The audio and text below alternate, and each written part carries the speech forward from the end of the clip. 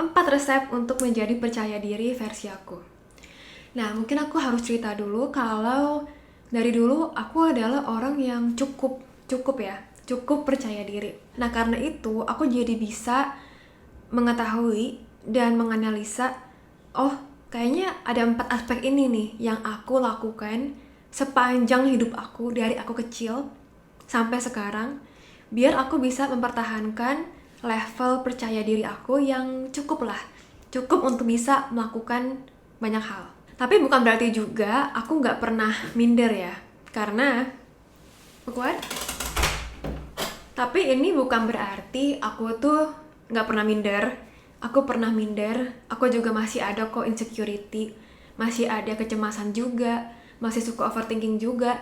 Tapi ini semua bisa terkendalikan karena aku punya level percaya diri yang cukup. Pertama, mungkin aku harus jelasin dulu maksud dari percaya diri. Nah, percaya diri itu kan artinya kita percaya sama diri kita sendiri.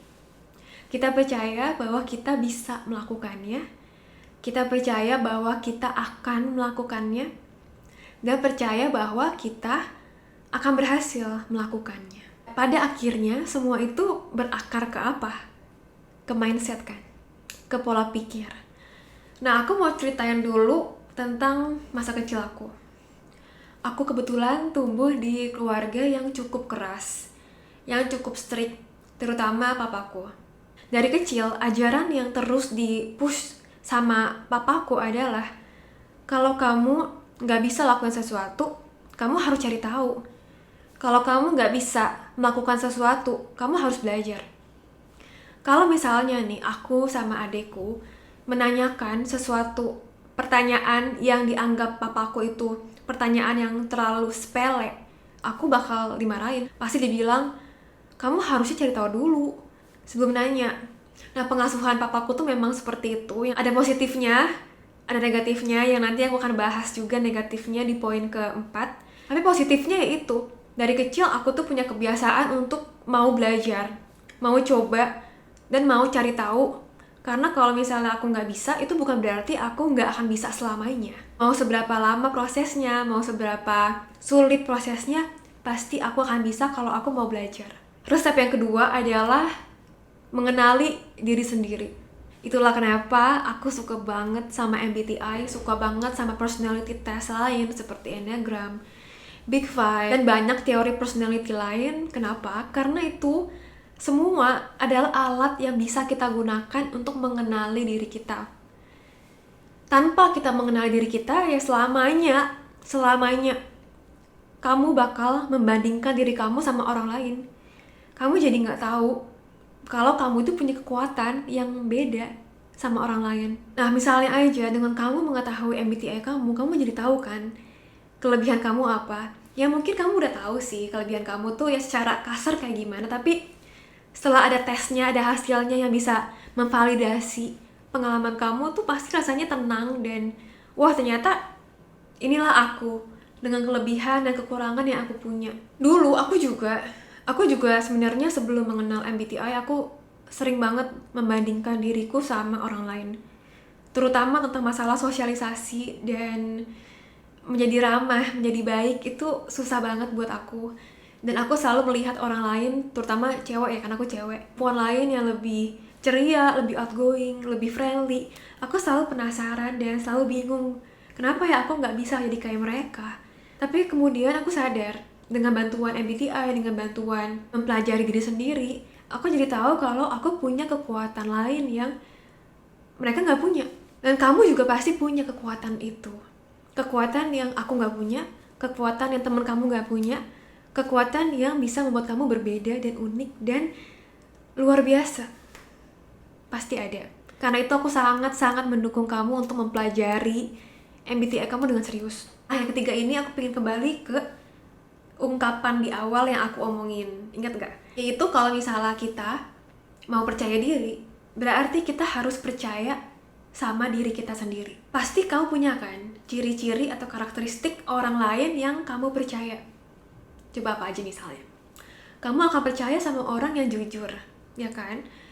Kamu akan percaya sama orang yang gak omdo doang, yang kalau misalnya dia ngomong sesuatu ya dia akan lakuin. Yang ketiga mungkin dia adalah orang yang rajin, mungkin dia adalah orang yang selalu mengerjakan sesuatu dengan serius, sepenuh hati, bertanggung jawab.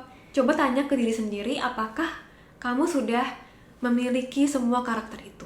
Gimana kamu bisa percaya diri, percaya sama diri kamu sendiri kalau misalnya setiap kali kamu ngomong kamu mau lakuin A, kamu gak pernah lakuin. Misalnya kamu janji, oke, besok aku bakal olahraga nih, aku bakal jogging di kompleks perumahan aku selama 10 menit. Tapi setelah seminggu, sebulan, setahun, kamu gak pernah lakuin. Atau misalnya lagi nih, kamu mau melakukan presentasi nih besok, ada tugas dari guru kamu di sekolah. Terus perkataan yang kamu kasih tahu ke diri kamu sendiri adalah, pasti ntar gagap ngomongnya, pasti ntar belibet, kamu gak bakal bisa, pasti ntar kamu diketawain sama orang. Ya gimana kamu bisa percaya sama diri kamu sendiri? Apakah kamu percaya sama teman kamu si Ayu misalnya yang selalu negatif, selalu bilang gak bisa, selalu bilang gak usah lah, gak bisa, gak mampu, gak sanggup? Atau kamu akan percaya sama orang yang bilang, oh aku sih belum bisa sekarang, tapi aku bisa berusaha, dan aku akan berusaha semaksimal yang aku bisa? Mana yang kamu percaya? Si Ayu yang selalu negatif atau si Budi yang selalu walaupun dia nggak bisa, tapi dia mau berusaha? Poin ketiga ini penting banget. Jadilah orang yang bisa kamu percaya. Tapi ada tapinya juga nih. Di poin 1 kan aku sempat sebutin bahwa pengasuhan orang tua kita akan ada pengaruh positif, akan ada pengaruh negatif. Inilah yang mau aku bahas di poin keempat, yaitu atasilah trauma yang kita miliki. Aku pernah dengar dari kenalanku, orang tua gue nggak perfect ya, orang tua gue nggak sempurna. Apa yang bagus dari mereka akan gue terapkan di hidup gue, tapi yang negatif ya udah gue abaikan, gue nggak ambil. Walaupun aku setuju, tapi aku mau kembangin lagi. Iya, kita nggak perlu ambil ajaran-ajaran dari orang tua kita yang mungkin nggak bagus buat kita, tapi kita juga harus mengatasi dampak dari pengasuhan negatif orang tua kita ke diri kita. Karena dampak dari pengasuhan itu akan terus berdampak di hidup kita kecuali kita mengatasinya. Inilah yang disebut dengan trauma. Coba kamu bayangkan anak kecil. Kita pas kecil, kita itu seperti sponge, kita menyerap semua hal di sekeliling kita dengan dahsyat. Itulah kenapa kita bisa belajar bahasa, ya kan? Kita dari kecil dengerin orang tua kita ngomong, dengerin guru kita ngomong, dengerin orang lain ngomong, dengan mudah kita mempelajari bahasa. Coba kita pas dewasa belajar bahasa asing, susah setengah mati kan? Itulah kenapa semua hal positif negatif diambil, diserap sama anak kecil yang akhirnya tertanam di alam bawah sadar kita dan akhirnya kita bawa terus sampai kita dewasa. Kalau yang kita bawa itu positif, bagus dong, kita bisa membawa nilai-nilai positif sampai ke masa dewasa. Tapi tentu ada hal-hal negatif yang kita bawa juga. Nah, apa sih contoh dari hal negatif ini? Misalnya aja nih, kamu pas kecil sebenarnya adalah orang yang berani menyuarakan pendapat. Tapi setiap kali kamu menyuarakan pendapat kamu, orang di sekitar kamu, bisa orang tua, bisa nenek, bisa bibi, bisa tetangga, mereka selalu mengecilkan suara kamu. Itu mah salah, itu mah gak penting, kamu udah diem aja gak usah ngomong. Gimana dampak ucapan-ucapan itu ke diri kamu? Pastilah, gak mungkin enggak, kamu pasti akan membangun rasa ragu. Oh berarti aku itu suaraku gak penting ya? Oh berarti aku gak berhak berpendapat ya? Oh berarti lebih baik aku diem aja ya? Pandangan itu yang sebelumnya adalah suara yang kamu dengar dari orang di sekitar kamu menjadi suara yang muncul di dalam diri kamu sendiri.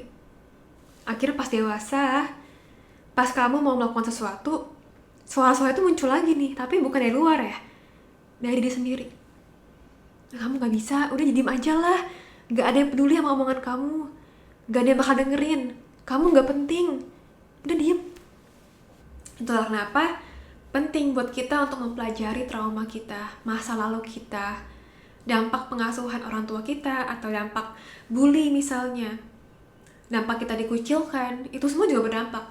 Jadi nggak cuman pengasuhan orang tua, tapi juga teman-teman kita di sekolah kayak gimana, saudara jauh mungkin. Semua itu berpengaruh banget di kepercayaan kita pas kita udah dewasa.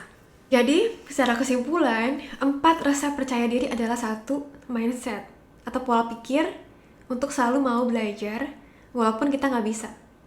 Yang kedua adalah know yourself melalui personality, MBTI, Enneagram, dan lain sebagainya. Yang ketiga adalah jadilah orang yang bisa kamu percaya dengan aksi nyata.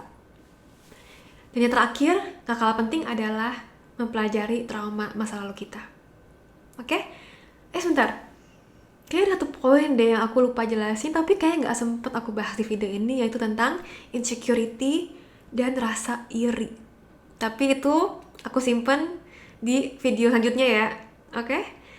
Bye-bye introvert, semoga video ini membantu dan sampai jumpa.